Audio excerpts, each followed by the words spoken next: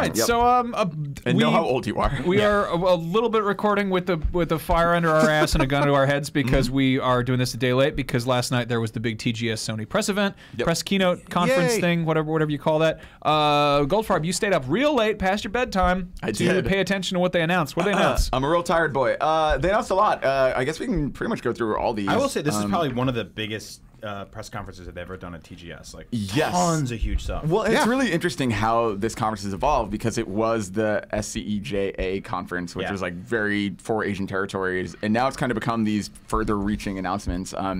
Like a couple years ago, we got like PS Vita TV, and then that slowly ended up coming west. And it's just interesting watching. This is sort of like, it's almost like cheating. It's like getting like Cliff's Notes for what they will announce in the West. So I think like their Paris Games Week conference, I'm assuming we'll see most of the things here that only apply to Japan, we'll see apply to the West. I think a lot of that is because it's been sort of the last 2 or 3 years specifically in this console generation, it's felt like Sony is no longer really, or the PlayStation isn't really just like a Japanese thing anymore. Like the PlayStation is huge. It is the best-selling console in the world right now by a very large margin. So any announcements you see anywhere, like pretty much have to extend to us because you're going to have a large enough group of people being like, give me that. Yeah, well, and I think, so that's a perfect segue into the first thing, which is that they dropped the price of the PS4 in Japan by what's equivalent to roughly $100. Yeah. Huge. Which is gigantic. Like, if this happens in the US, that's a very big deal because, like, the install base is already really, really big. Yeah. And this can make it potentially a lot bigger. Yeah, and I looked it up. It's about time. Historically, if you look at last generation, it's been out about 2 years now. We're getting up on that mark. And it was about the 2-year point. They dropped the price of higher-end models earlier than this last generation because they were like, oh my gosh, we overpriced this thing. And because they had a bunch of weird a bunch of SKUs. Yeah, but now this thing with one main SKU, they didn't actually drop their lowest price SKU until about 2 years in, and that's what we're looking at now. If you think about the PS3 era, like they dropped the SKU, they dropped the price because they had to. Yeah, like it wasn't doing well. They don't really need to do this right now, so it's kind of awesome that they are. Like, it's so competitive. No, like, it's To back this up for a second, this is in Japan. Wasn't it more expensive in Japan, or wasn't it like? They frequently do that, where it's like stuff is if you do convert it, and even with the exchange rate in place, they charge more for it. And even in like Australia, they charge a lot more for games and hardware than they do here equivalently. I mean, like that's the thing, right? Like even the interesting thing about any of the news here is like even if it is specific to Asia or even specific to Japan, it's actually really interesting because like even if this just evens it out with the US price, like that's still really smart and competitive. Yeah, this is also like this. Even if it's just a price drop in Japan, this is just one more nail in the Xbox's coffin over there. Yeah. Yep. So that's cool. Hopefully that comes over this a ways. Other big thing is the wonderful, exciting Project Morpheus has been renamed to PlayStation VR, which is like a boring name, but it makes it so. It reminds me of Kinect was Project Natal for the longest time, and we all called it that for like 2 years, and then they actually named it, and everyone was like, "Oh, that's so weird," and then you get used to it. Like, this makes sense. This always was going to be called PlayStation VR. Like, that's a perfectly just like accurate title, and they were never going to release a product called Project Morpheus, you know, like even if it had like Lawrence Fishburne packaging, that would have been amazing. A Cowboy Curtis on every box. It's really interesting to me that I feel like I forgot that was a code name. I think it's very smart. It's sort of leveraging their brand name is probably a smart thing to do in a situation where there's still so much uncertainty, like around VR. Like calling something Morpheus and putting it on a shelf, people are like, "What the hell is that?" Well, it's entirely self-explanatory. We also heard that the Vita was kind of a weird thing on its own because like what a Vita means life. Yeah. Lindsay Lohan has a tattoo that says "La Dolce Vita." Why do I know that? That's a little weird. And then like the PlayStation 4 it was gonna be the Orbis for a second, you know, and we were like, oh, maybe it's gonna be the Ouroforbis. Orbis means round, and then we're just in Morpheus kind of ties in with that, but it's just sort of like PlayStation VR. It's entirely self-explanatory. Well, they know we're going to buy it no matter what it's called. The people in the community that listen to this, unless it's like $1,000. Yeah, I mean, like, I'm price, still very curious to see what that thing will cost. I and still how, call my GameCube the Dolphin. But I think they're throwing this name out there for a broad audience. Nintendo Revolution, Project Cafe. Project Cafe. I remember people finding little screenshots of like a stupid coffee cup, and they're like, Project Cafe. Every blog roll image on IGN for like a year and a half was like a steaming coffee mug. Yeah, it was really stupid. Yeah, I forgot about the Dolphin. That Windows Windows was Chicago for a while. Yeah, we used pictures of Morpheus from Metal Gear Solid 5 was Ogre. But I do know that weird. I guess something Vita weird. was just NGP when they announced it. Oh god, next gen portable. Yeah. But something weird happened on Sunday. I was watching football, watching NFL is football weird for for opening week. No, I love the NFL actually. Were you being bullied in your own home? No, or? not at all. Chris Abbott and I sit down watching the football, and they were playing. That was good. They were playing with an Oculus on the sportscast. It's like the color commentary guys in the booth, and one of them is wearing an Oculus headset, talking about how the team is using it to do drills with the quarterback. And here you have like sportscaster guy in a suit, not video game dude, kind of ha ha, and he's like, "This is awesome." I was like, "Yep, okay, this is the year." It's coming. Between that and like fantasy football, which is basically an RPG for jocks, like nerds are in everything now. Just it's pretty absolutely. awesome. It's pretty awesome. We're all on the same page. VR as a thing is really weird. Marty was at Tempest, which Beyond fans may know is the place where that Knockin' Boots Live was the day after Beyond 300. And there was the dude at the bar like wearing an Oculus headset and doing some weird tech demo just in the middle of a bar at like 7 p.m. on a please Saturday. steal that guy's wallet. Yeah, exactly. But I think Sink or Swim, this is the year. This year or next is the one where everybody's going to be talking about it. And I don't know whether it's going to be like, what was the darn thing that everybody got? A Second Life. I don't know if this is going to be the Second Life of this generation where the news cares and nobody else does, or if this is going to be the thing that comes into our living rooms and takes over. I don't know which yet, but I'm really interested to see how it plays out. I want this to work. I love VR stuff. I think even if some of these VR sets got the success that Second Life saw, like Second Life was immensely popular with a very kind of medium-sized group of people. Right? It didn't really take over the world, but it did bubble up in the mainstream a lot. Like New York Times wrote articles. That's what I mean. Like it became like a big media thing, but the media far outweighed its actual impact on the community. And I hope that VR doesn't become that. That's what I'm worried about. It was like PlayStation Home, where people talked about it more than they actually used it. Exactly. We kind of like.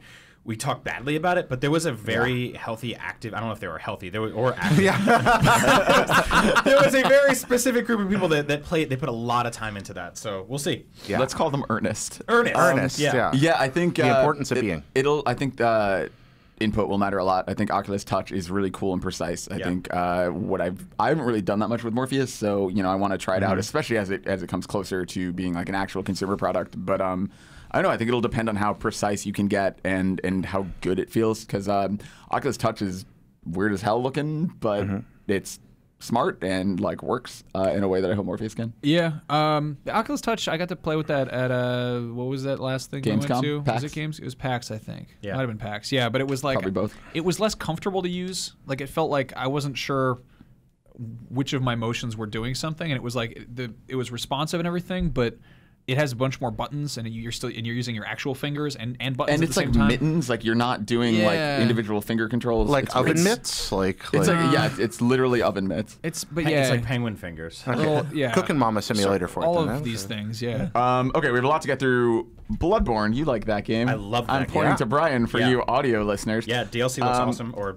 expansion, whatever. So it's the Old Hunters. It's $20, November 24th separately, and then early December they're actually going to have, which I think I'm going to pick up and play over Christmas break. Sounds perfect. It's a copy of Bloodborne that includes this. So it's the Old Hunters edition. Same price, includes this. That's real cool. Yeah, I tweeted out my 5 favorite games this year so far this morning. That's on there 100%. What were the other 4?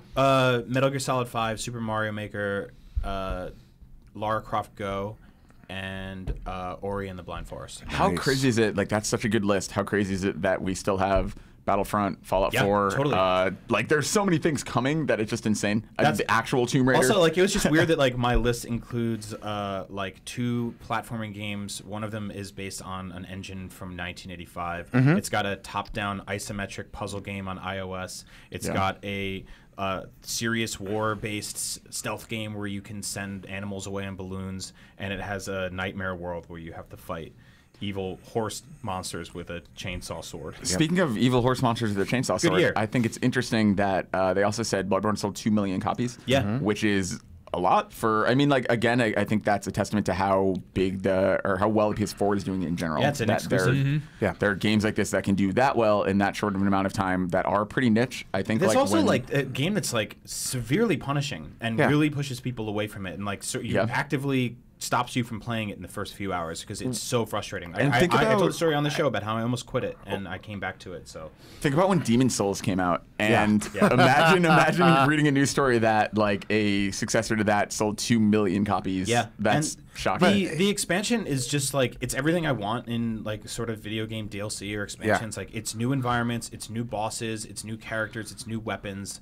I don't know how much of it will really carry over to the main game or if that even really matters, because like to me the most amazing thing about Bloodborne was finding a completely new area and traversing it for the first time, completely like unbeknownst to what's going to happen, and fighting bosses that I didn't know existed, and then getting a weapon that I didn't know I could have, and leveling it up and stuff like that. So being able to do that for $20 is really awesome in lieu of getting a sequel anytime soon. So for sure. Also, really, that's really gonna awesome. that's gonna give it a nice kind of kick in the butt because that's coming out November 24th, and then it's getting a retail version with the main game, I think, which is like sort of basically Game of the Year edition already. And that's coming out December 4th, Jay-Z's birthday. So if Jay-Z hasn't played Bloodborne, that's his knows what to do perfect now. gift for him. Now he's gonna get 1 million copies of Bloodborne. And kudos to From for sticking on their guns and producing such a polarizing game and doing it knowing it's polarizing in an age where it's suits are arguing for safe. Yeah, and then not only being rewarded, Well done. by their audience playing, but then in return rewarding their audience by doing something like this. So this great. is really For awesome. sure. Thanks, guys. Keeping it going, Gravity Rush, which I loved a lot. Did you? On Vita? Oh my god, so much. I know Greg gave it like a 7 because of the targeting stuff, but I almost loved it. Liked that world. Like, I love the Vita, but I think it does so much better with like small games. Something like I think that the amount of detail and like the depth of field stuff and the accelerometer all at once in something was really disorienting. That's for me. small, but it was. I think again, like that was a victim of coming out in early 2012. It was a launch. It wasn't a launch title, but shortly after. And it was that thing where like they felt like they had to put that tech into everything.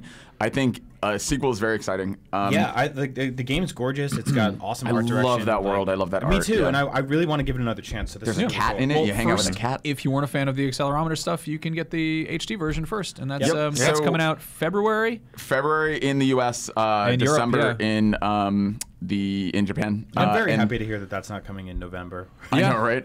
What's February cool about is it? basically November too. Yeah, that's true. What's cool about it is Blue Point's doing it, and those are like the guys you want making your HD port. They're doing Uncharted, they did Eco, they did Metal Gear. Yeah, they do all the best ports. I think they did Titanfall for 360 as well.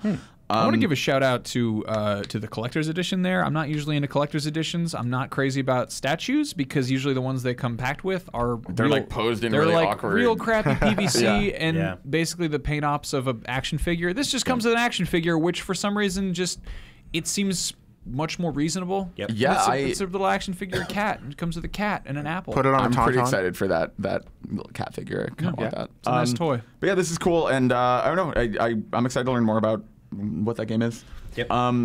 Really confusing announcement. Kingdom Hearts 2.8 Final Chapter Prologue. Can I just read this?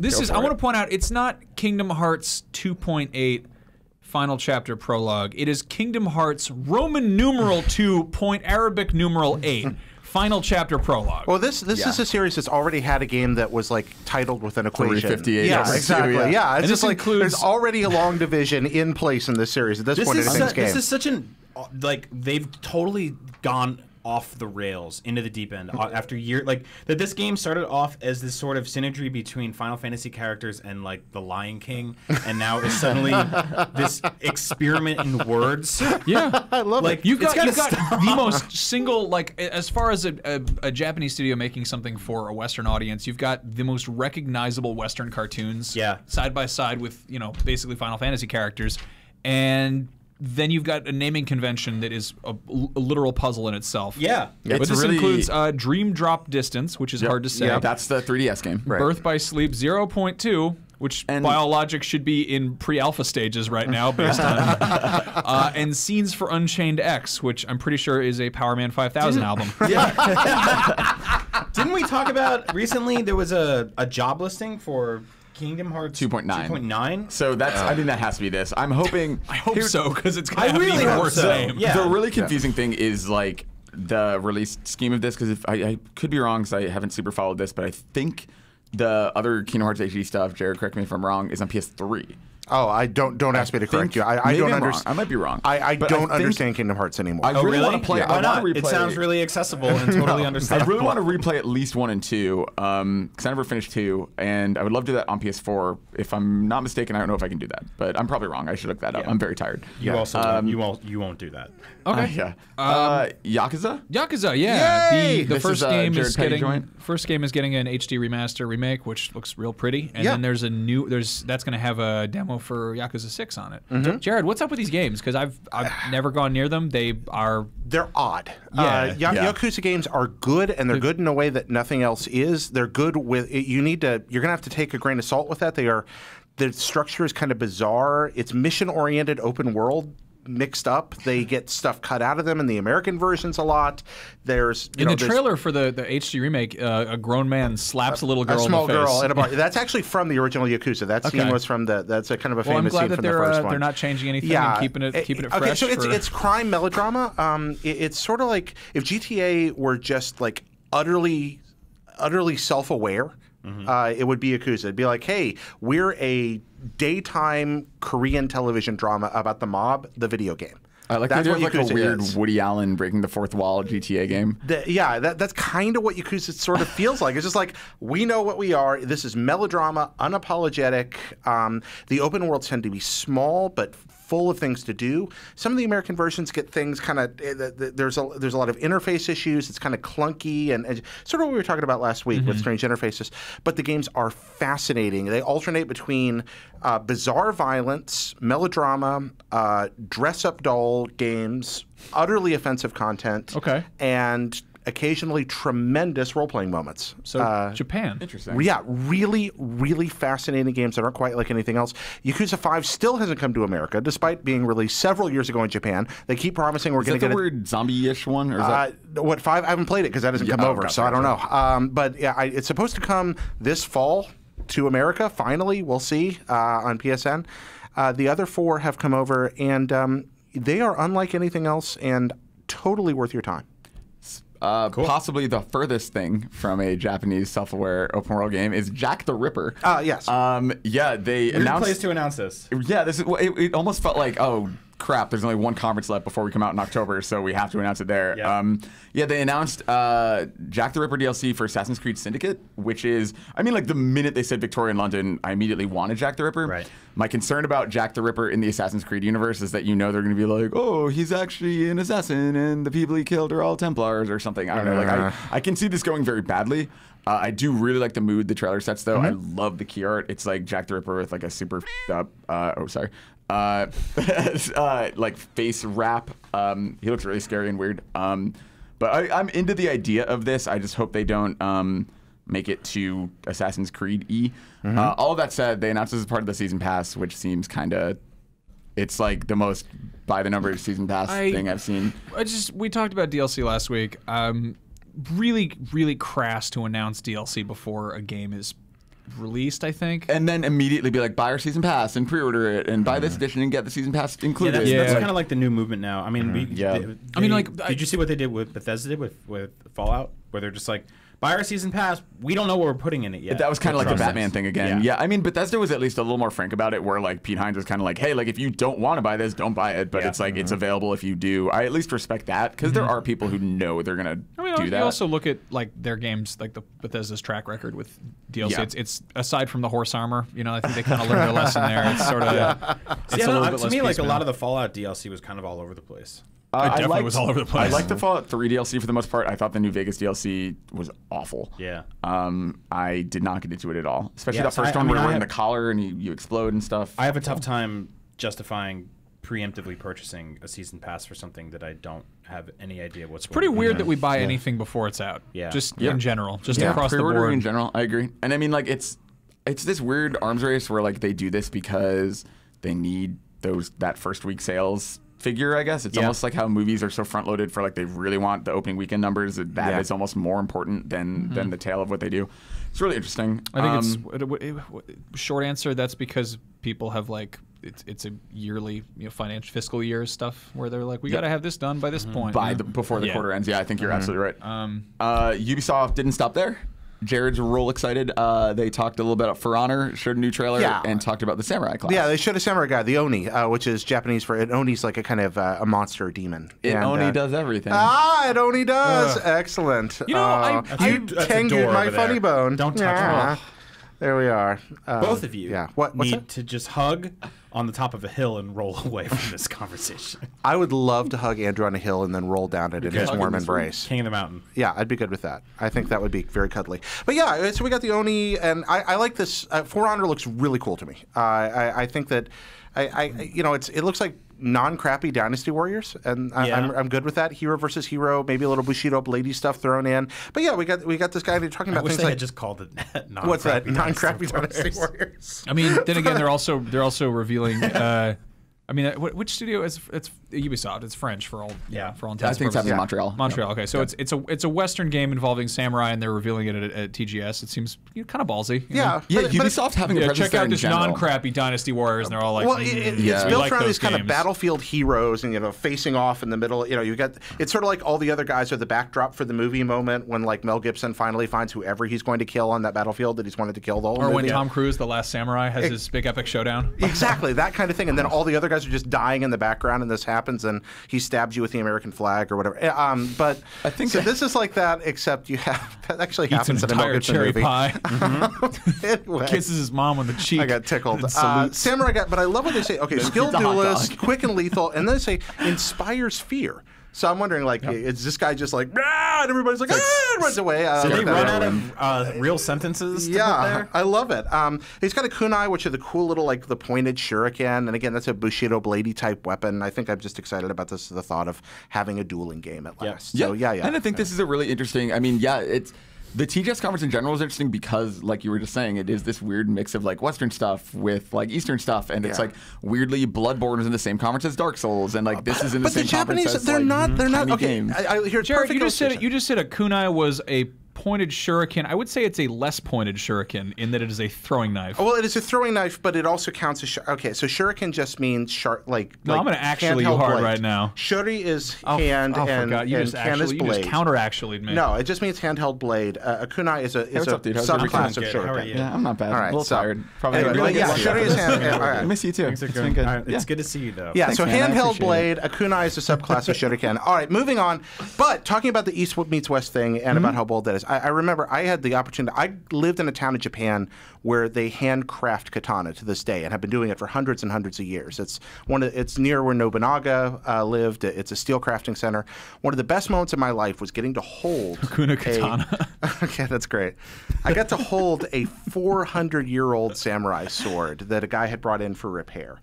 And Did you drop it? No, I didn't. Thank goodness. But it had has this ray skin handle. You swing it through the air, and it actually makes a hum like a lightsaber. I mean, and it feels like death in your hands. It's like that Hattori Hanzo scene from Kill Bill. From Kill Bill. Yeah. But hanging from the end of the handle with this ancient, beautiful ray skin grip is a cartoon hamster on a keychain that the guy that owns the sword has put on there. That's the best.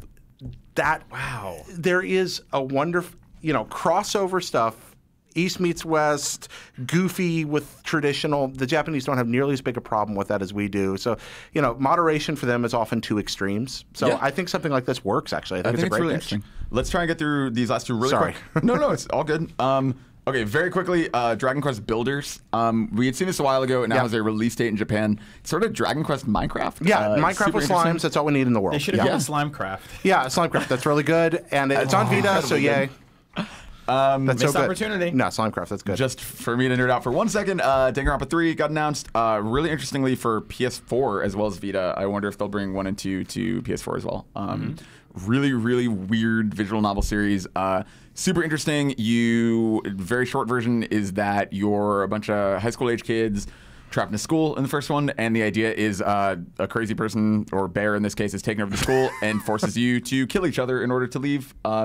Every death you investigate. It's super interesting. There's a trial at the end. You have to pick who is the murderer. Okay, so super smart games. I've heard about this dumb game series for like 3 years now, and no one's explained it in a way that actually makes it sound as awesome as you just did right there. It's incredible. It's really smart. People are like, it's like a Japanese book you read on your Vita with your. And I'm like, I mean, it is, but it's super interesting. I yeah, but high love school the kids characters. fighting a possessed demon bear. That, So I don't know what this. I can barely say it. You know, I know Danganronpa. the ding dang rom coms. We used to talk about King Dodongo from Ocarina of Time. I just knew that it was like it's a good JRPG on Vita, and when I got Metal Gear, I was like, all right, I need a tactical diversion, so I just bought that for my fiance Jen.